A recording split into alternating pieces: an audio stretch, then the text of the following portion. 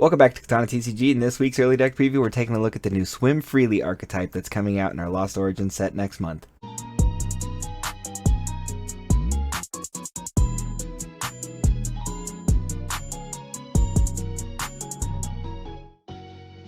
When it's time to flex on your opponents in Top Cut this season, or even just upgrade your TCG accessories, make sure you're checking out inkgaming.com. They have a wide variety of custom playmats, custom dice bags, face masks, as well as mouse pads too, and a grip of sleeves and dice and deck boxes, all your TCG accessory needs. And you can use the code DADSPOD10 at checkout for 10% off your entire order from inkgaming.com. Your game, your style. So we're taking a look at the new Swim Freely archetype that comes out in Lost Origin. The new cards that make this deck so cool are none other than the Phione with 50 HP.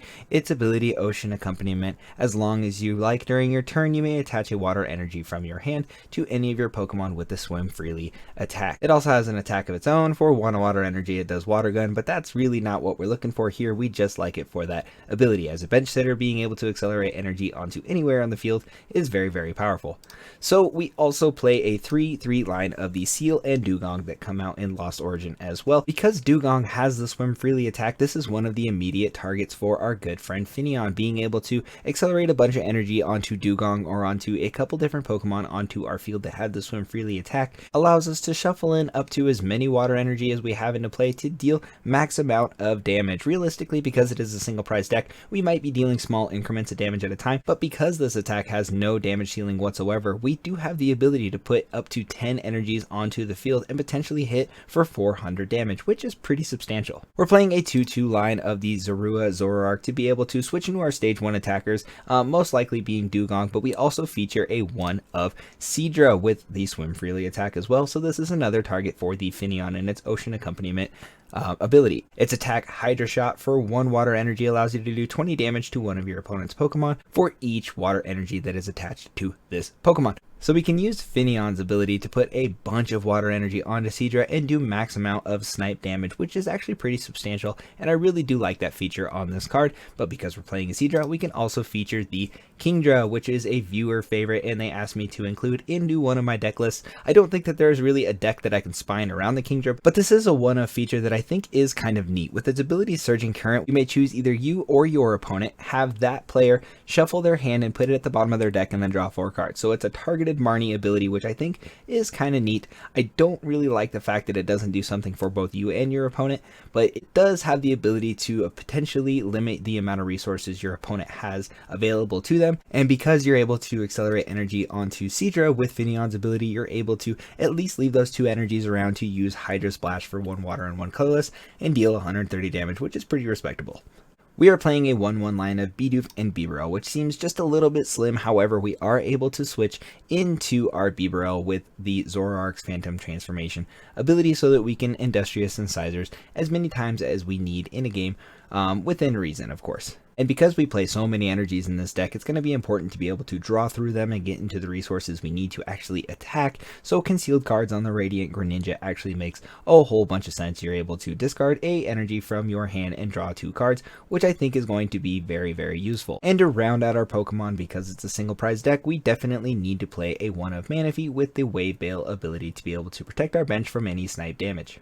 In terms of Pokemon Search, we're running 3 Battle VIP Pass, we're running 4 Ultra Ball, we're running 3 Level Ball, and 2 Evolution Incense, which I think is a pretty level spread of cards to be able to get us into our Evolution Pokemon to be able to swim freely as much as we can. We have mostly water Pokemon and items in this deck, so why not use something that grabs you both in the form of Irida. We're running a 3 count of this particular supporter. You search your deck for a water Pokemon and an item card, put them into your hand, and then shuffle your deck, which I think is going to be very impactful going forward. We are also playing a 2 count of Cynthia's Ambition. You draw until you have 5 cards in your hand, but if any of your Pokemon were knocked out, you draw until you have 8, and that's going to happen in a deck like this. But what we need to do is be able to draw into large hand sizes to be able to accelerate as many energies as we have in our hand with Phineon's ability. We are also playing 2 Nessa in this deck, which allows us to grab a combination of 4 cards in terms of water Pokemon or water energy. We're also playing a 1 of Raihan. We play plenty of basic energy in this deck, and being able to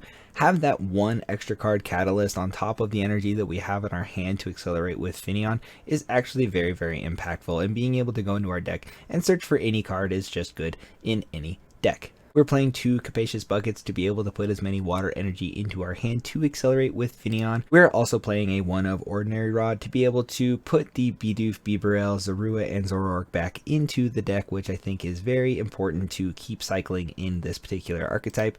We're playing 2 Air Balloon to be able to pivot with things like Radiant Greninja as well as Bibarel to get our necessary attackers into the active. We're playing 2 Training Court to give us that 1 extra energy push to be able to attack for max damage with Dewgong as well as Seadra. And we're playing a 12 count of basic water energy, which seems like too much, but it gives us the opportunities to attack for very, very large numbers with things like Dewgong as well as Seadra. This deck could potentially be sneaky, but all in all, I think it's more along the lines of a meme tier deck, but I still think it's going to be very, very fun to play, especially at like a casual locals or something along those lines. Swim Freely is definitely very cool. It doesn't have the same power that Mad Party had coming straight out of the set, but I do think that somebody is going to go out there and play it the most consistent way, and I hope that this list will help you kind of navigate yourself towards how you want to play the Swim Freely archetype that comes out in our next set. If you enjoyed my content, make sure you like the video, comment below which deck you want me to talk about next, and subscribe to my channel and turn your notifications on so that you get alerts every time I post any content to my channel. And be sure to listen to the Pokedads podcast on anywhere you listen to your podcasts at every Friday. I'm heading out. Deuces.